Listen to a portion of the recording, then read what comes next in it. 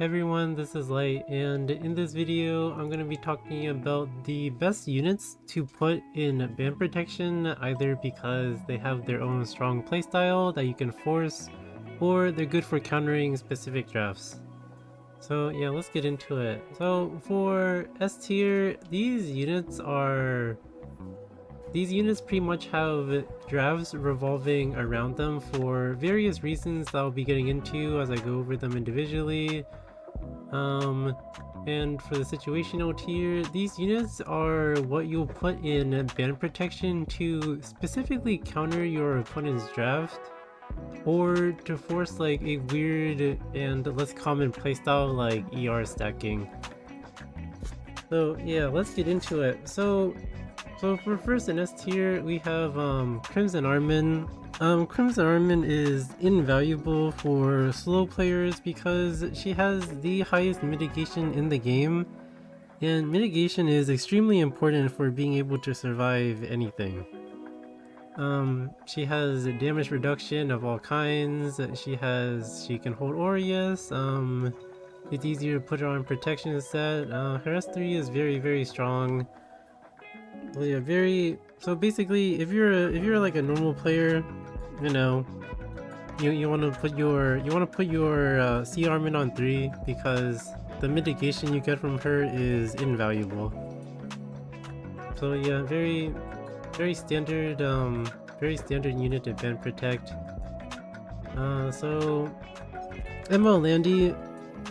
So Landy, she has a whole playstyle revolving around her. Basically, you pick you open with like 2 supports, and then you put Landy on 3, and you can either decide to choose 2 more supports for your last picks to protect your Landy, or if the game calls for it, you can like abandon your Landy and pick 2 more DPS. But usually the draft is protect Landy with 4 supports like Haste, Lilius, all that. Yeah, very popular playstyle last season. Very strong. I personally, that was my main playstyle, and throughout the season I had like 65% win rate across the board, and like 65% win rate with Candy was a little unheard of in like top 10 legend. So yeah, Landy, very strong playstyle. Blade Karin. Oh boy, so she's very similar to the Candy style. It's basically BBK on 3, and then you pick her with you basically just pick her with defense breakers, because there's not much in this game that can survive BBK when their defense broken. Like very popular draft last season. People would open up with like DDR a Tywin.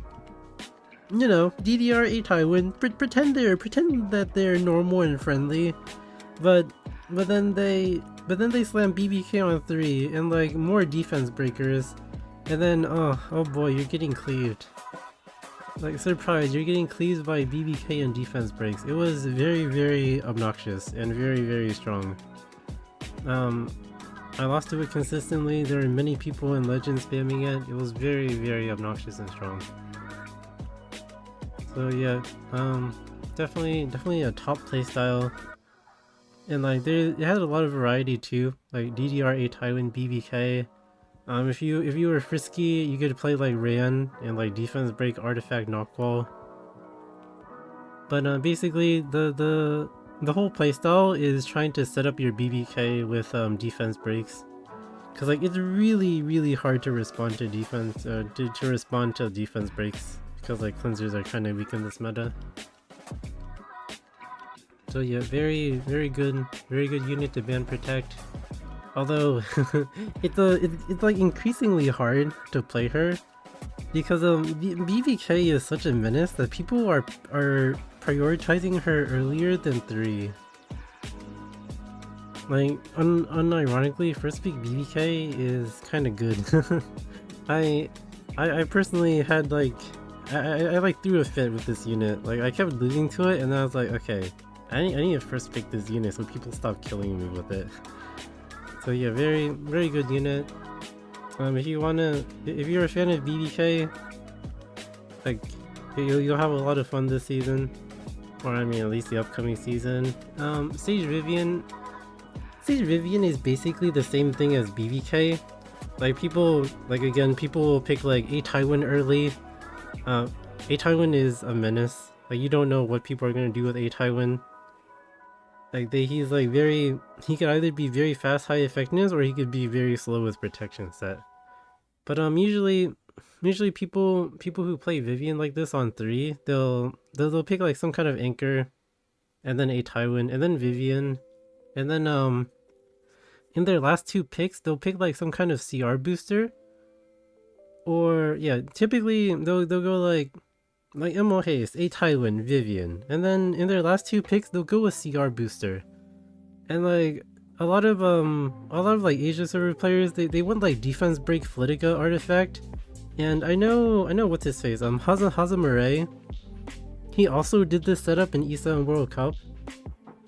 I know he's a big fan of copying ladder cheese, so yeah. Yeah, Vivian with defense breakers is very potent, especially because if you early pick Sage Vivian, you kind of bait people into picking units that are easy to cleave, like Solitaria. So yeah, actually very good at like surprising people. Yeah, always draft her with a Tywin, always draft her with CR push and defense break, and then surprise, you gotta cleave. Yeah, that's a very viable solo DPS playstyle, just like Landy and BBK. So now we have more cleave oriented units. So Ran and Peira on 3, they're very similar. So both of these units, they want to pre-ban Zio +1, and that +1 is probably going to be ML Ilinav. So like the flow of the draft is usually like either DDR or an anchor like MO Haste or Senya, and then some kind of neutral DPS like Fire Poly or Genua, and then you slam Ran or Peira on 3. And because Zio is pre-banned and Ran and Peira are like the fastest units in the game, Ran and Peira become the Zio. Like, you pre-ban Zio and then you have the fastest base speed in the game, without the drawbacks of having to pick Zio, which is pretty cool. I call this anchor cleave, because like, you know, you always open with an anchor and then your single opener is on 3. Anchor cleave was very prevalent last season. If you played RT at all, I'm sure you ran into people like slamming Ran on 3 with like Jacko and stuff later on, or like Peira 3 into like Emerwana shenanigans. Like if you played RTA, you were probably definitely a victim of Ran or Peira on 3. Very strong anchor cleave, very strong right now. If that's your thing, if you have a singular fast set that you want to give Ran or Peira, go for it. I don't think this cleave will ever go away. Bunny Dom on 3.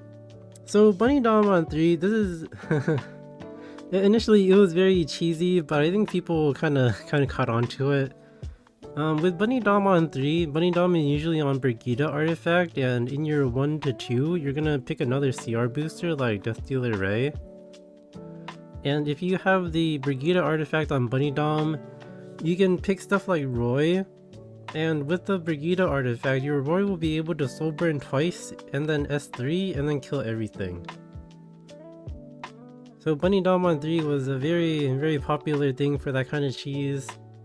I tried it myself even, like a lot of people didn't really respect it till later on. It's definitely very strong. Like Roy, like Bunny Dom into DDR into Roy, almost everything kinda dies. So yeah, Bunny Dom, very good to ban protect. And Frida is actually extremely similar to Bunny Dom, except she's a little harder to brute force, because like Bunny Dom is naturally resistant to like DDR and stuff like Sea Lilius because of her passive. But Frida is like the more brute force aggressive version of Bunny Dom. And like she gives you more souls.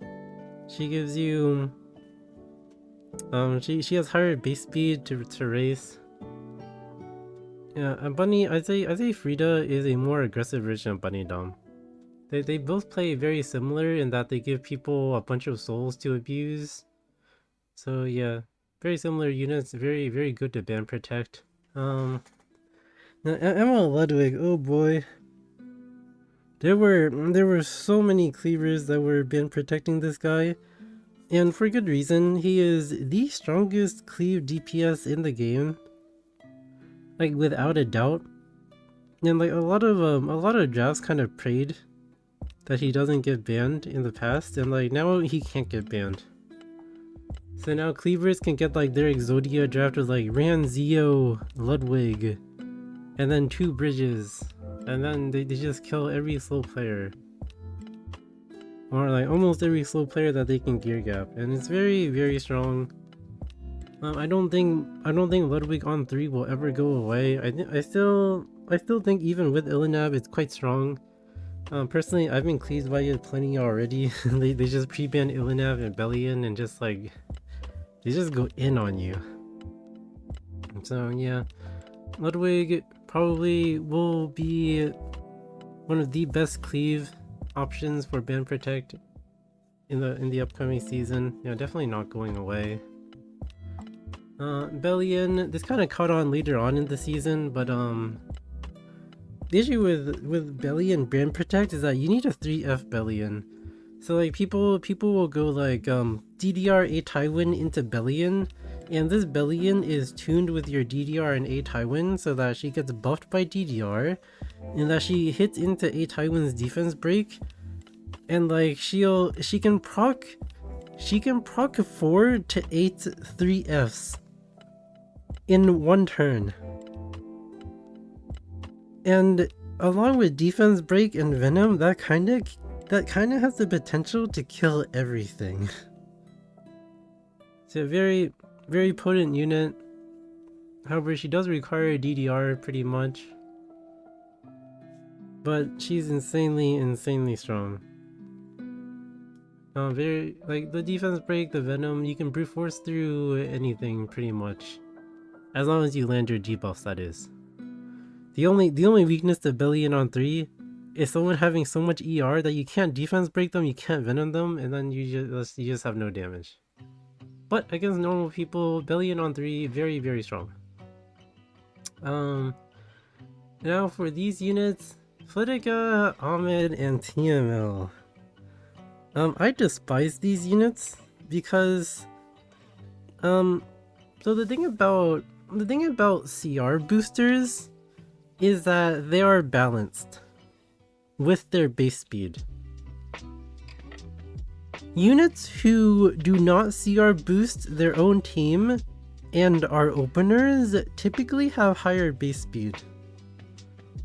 Like for example, Ran, Peira, like they don't boost their team naturally. Like you need specific bridges for them. And like, so yeah, they're naturally faster because of that. But now what if you just gear gap people? Like what if you have insane gear and you're able to make your Flitica, Armin, and TML like way over 300 speed? So if you can do that, you basically overcome the weaknesses of these units and make them absolute monsters. I know at end of last season there was a trending TML cleave because TML is the fastest CR booster and she also holds a book. Like a lot of people were playing that cleave and it was overwhelming. If you watch E7 World Cup, Hazamari pulled it out on the slow player of Skizu and he had no chance because the cleave was absolutely bonkers. But yeah, these units have insane amounts of utility in their CR boost and like their skills in general, like skill reset, skill null, CR boost, attack buff, feet buff. Like these units are only balanced because their base speed makes them very easy to race. But if you have insane speed gear that can circumvent their weaknesses, they are amazing. Like anti-cleave was very powerful, political cleave very powerful, team out, and they're all super strong if you have the gear. And a handful of people do. There were a bunch of cleavers spamming these units in Legend because they had the gear. So yeah, very good units. But very gear intensive, unfortunately. So now we have the situational units. Basically you won't put these units on 3 unless you have a good reason to, or you have a weird playstyle. So a Tywin. A lot of cleavers like to pre-ban Zio last season, and it makes a Tywin extremely strong in ban protect because a Tywin is weak to Zio because Zio can activate his passive, and then his follow-up debuffer like Ran will not have to worry about a Tywin cleansing anything. That's why against the cleaver, it was recommended to never pick a Tywin unless the cleaver pre-banned Zio, because a Tywin is useless against Zio. However, if Zio is pre-banned and the other person goes Ran, you can slam a Tywin, AOL, and Elena, and you will guarantee that the Ran or Peira will never be able to land their debuffs. And you basically win the game off that. Yeah, Ave Tywin, very important. AOL and Ada, these units are basically, they serve the same purpose. So with the menace of BBK,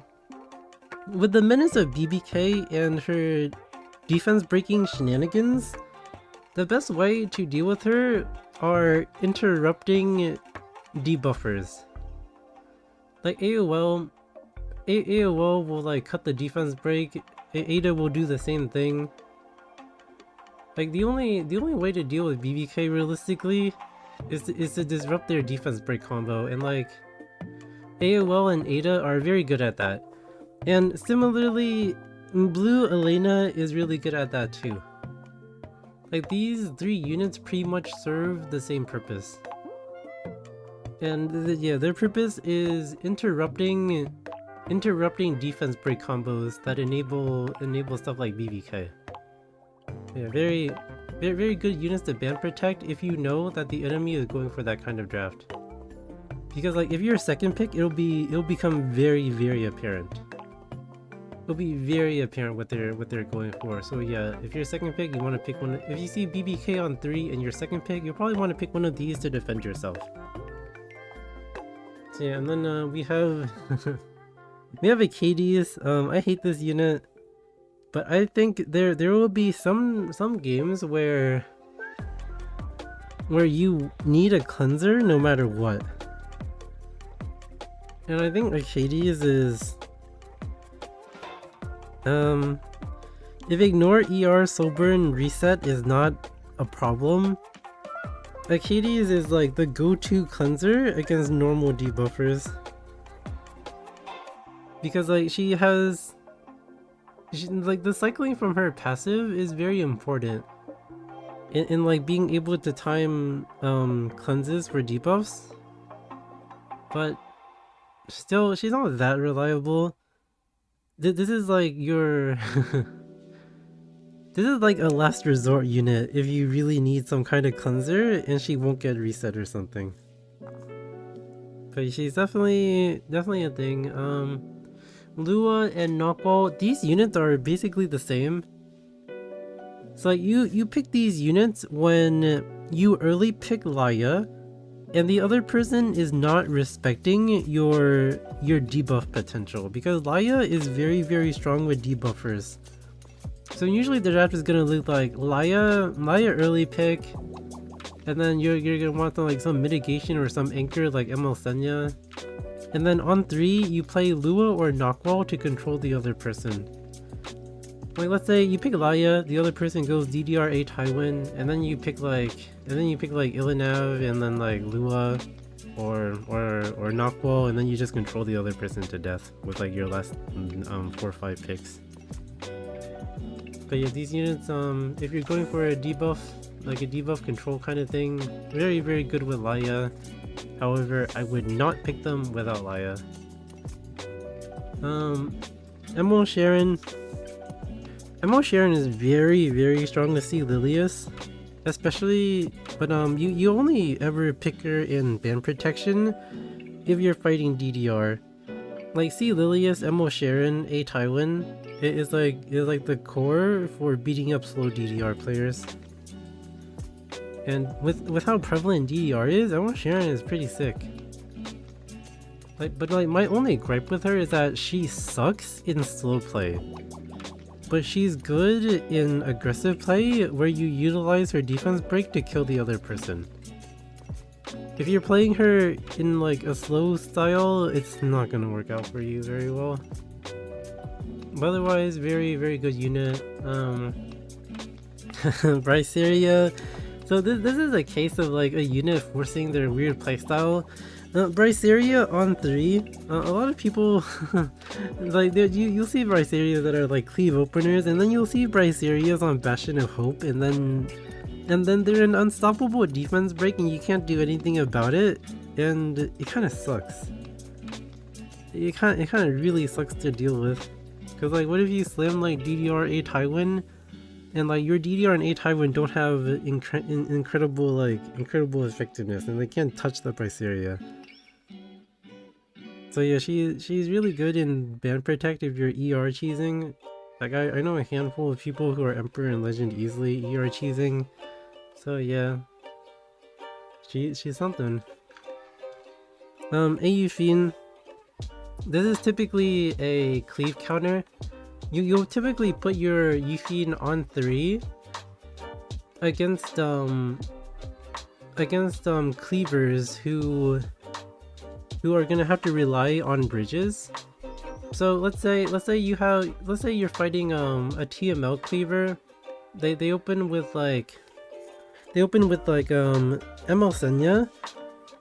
So you slam like Nahkwol and DDR. And then of course they'll slam like Fire Poly and like TML, and then you put your Yufine on 3 to cut their CR.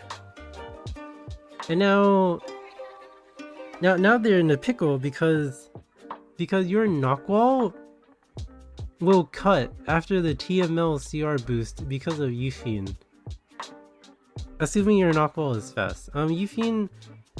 Yufine is for people stopping people from bridging their other units. However, to pick Yufine in this way, you need to have a fast opener that threatens the other person. So yeah, potentially a very effective third pick, but it requires you to have speed to make the most out of it. Alternatively, it's actually pretty good with like Emerald Ball and Archates, because like they can CR boost themselves to take the turn. But that's not too viable because the other person usually has red Politis to cut their CR. But if it aligns, like that's a thing. OQC was actually really decent last season, because a lot of people were playing high ER. We're playing a very high ER playstyle that was very identifiable. Because like they would pick MO Haste early and then they would go MO Shoe, and both of these units would have like 200 or 300 ER. But then you can just slam LQC on 3 and guarantee they die pretty much. So yeah, LQC was pretty much the ER slayer last season. Although it'll be a little more difficult to pick her this season because of Ilanav, but I think her role is still there. And then we have Christy and May Chloe. So the ER playstyle last season was actually pretty good. Like, don't get me wrong. I know a lot of people meme the ER playstyle, but the ER playstyle is an adaptation to the meta. Because everyone and their mom is picking Death Dealer, right? And most of them only have like 100 to 150 effectiveness, so if you build units with 200 some ER, then you effectively make the other person pick a useless unit. So yeah, the ER style was very good in the sense that there was a high chance that you could cheese your opponent because they don't have enough effectiveness to deal with you. So yeah, and like Christy, May, Chloe, these units were kind of like the pillars of that playstyle. So yeah, definitely decent units. And then we have Zio. I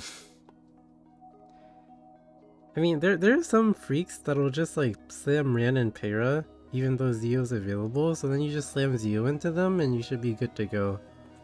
Granted, your Zio is like 270 speed so that they don't pull any stupid stuff like slamming imprints into you.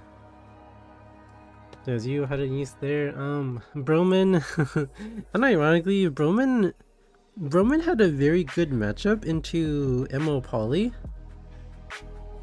Cause like after MO Poly S3, Broman just cripples the other person's team. So yeah, he definitely had a role. Although he was a little RNG, but still he was decent into MO Poly. And Brigida, a lot of people were playing solo DPS Landy, and like Brigida honestly kind of shuts it down pretty hard. Brigida and Man Protect is like strictly for MO Landy though. You don't really see her anywhere else. Similarly, MO Bellona and Ban Protect in like an aggro style was very strong against Candy. Like I only mentioned like Brigida and MO Bellona because like the Candy playstyle was so prevalent. And like these units really shut it down. Like Ban Protection MO Bellona will beat Ban Protection MO Landy like 8 out of 10 times if you draft well.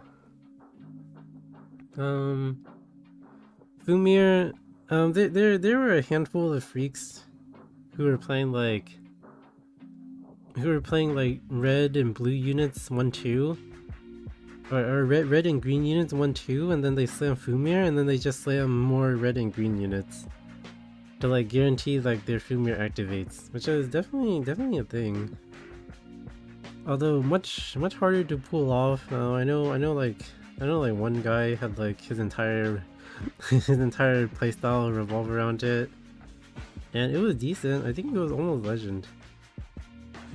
But yeah, Fumir is definitely a thing if you want to be a weirdo like that. Like she's really strong. The S3 undeniably really strong. And then yeah, that's about it for units you actually ban protect. And of course, like, well, we'll never consider these units because you always pick them way before your ban protection slot, and sometimes a Tywin too, but a Tywin definitely has very good anti-cleave. So yeah, that's pretty much it on how these units are played in ban protection. If anyone's interested in like a guide for a specific playstyle, I'm down to make them. I'm still thinking about them. But anyway, thank you for watching. Hope it was informational, helpful, and all that, and see you guys next time.